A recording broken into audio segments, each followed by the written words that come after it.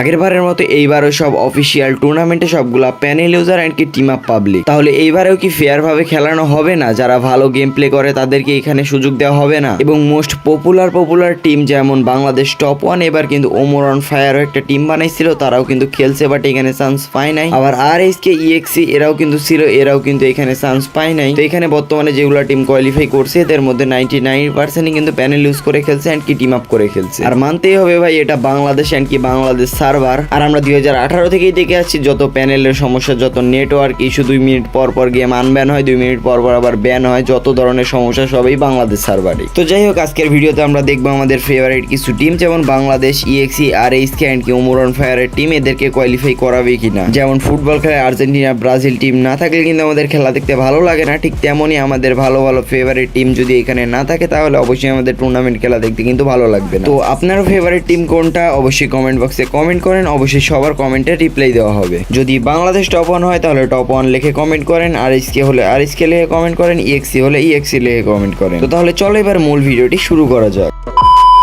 তো এখানে আমরা ফার্স্টে 10টা টিম দেখে নিব যে কারা কারা এখানে আমাদের কোয়ালিফাই করে। তো এখানে ফার্স্টে কিন্তু ছিল আমাদের ইলসেপেস প্রাইম নাকি যাই হোক একটা টিম। তো এরা কিন্তু এখানে 5টা ম্যাচ মিলে এখানে প্রথম ম্যাচে কিন্তু 77টা, দ্বিতীয় ম্যাচে 74টা অ্যান্ড কি তৃতীয় ম্যাচে কিন্তু 72টা, চতুর্থ ম্যাচে 68টা অ্যান্ড কি পঞ্চম ম্যাচে কিন্তু এখানে তারা 60টা কিল করে। তো এটা করে কিন্তু তারা টপ ওয়ানে ছিল। বাট এখানে যদি আমরা তাকাই, এখানে কিন্তু আমাদের বাংলাদেশ টপ ওয়ানের টিম কিন্তু আশেপাশে 2 নয় কোথাও নাই। তো দ্বিতীয় ছিল নেক্সট লেভেল, এই যে এটা হইতেছে অবৈধ সন্তানেরা, ঠিক আছে, পুরোপুরি প্যানেল ইউজ করে খেলে এরা আমাদের সাথে পড়ছিল অ্যান্ড কি প্যানেল ইউজ করে খেলে এদের টিমের 2টা প্লেয়ার, ঠিক আছে। তো এই যে এরা কিন্তু ফার্স্টে 78টা, 73টা, 70টা, তারপরে 58টা অ্যান্ড কি 57টা কিল করে। এই 5টা ম্যাচ মিলে কিন্তু তারা ছিল টপ 2-তে। 3-তে ছিল জ্যাসরি নাকি যাই হোক একটা নাম। তো এটাতে কিন্তু বগুড়া টপ ওয়ান ছিল, এদের টিমে মোটামুটি চিনি। তো এখানে কিন্তু ফার্স্ট ম্যাচে এরা 71টা কিল করে, দ্বিতীয় ম্যাচে কিন্তু 63টা কিল করে, তৃতীয় ম্যাচে কিন্তু 62টা, চতুর্থ ম্যাচে কিন্তু তারা এখানে 54টা অ্যান্ড কি পঞ্চম ম্যাচে 57টা কিল করে, এখানে তারা টপ 3-তে ছিল। তো চতুর্থ টিম ছিল আমাদের কিং স্পোর্টস, ঠিক আছে। তো কিং স্পোর্টস এখানে 76টা, 67টা, 62টা, 54টা অ্যান্ড কি 51টা তারা কিল করে অ্যান্ড কি স্কোর মোটামুটি অনেক ছিল। যেখানে আমরা ডিটেলসে যদি যাই, তাদের এখানে কিন্তু অ্যাভারেজ স্কোর অনেক ছিল, তার জন্য এখানে কিন্তু তারা টপ 5-এ থাকে। তারপরে এখানে ছিল রেড শ্যাডো, ঠিক আছে। এরা কিন্তু মেবি 4টা প্লেয়ার স্কোয়াডে, 4টা আরেকজন অ্যাড করে নাই। তো 4টা প্লেয়ার নিয়ে এখানে তারা ছিল টপ 4-এ না 5-এ, এরা কিন্তু টপ 4-এ 5-এ ছিল।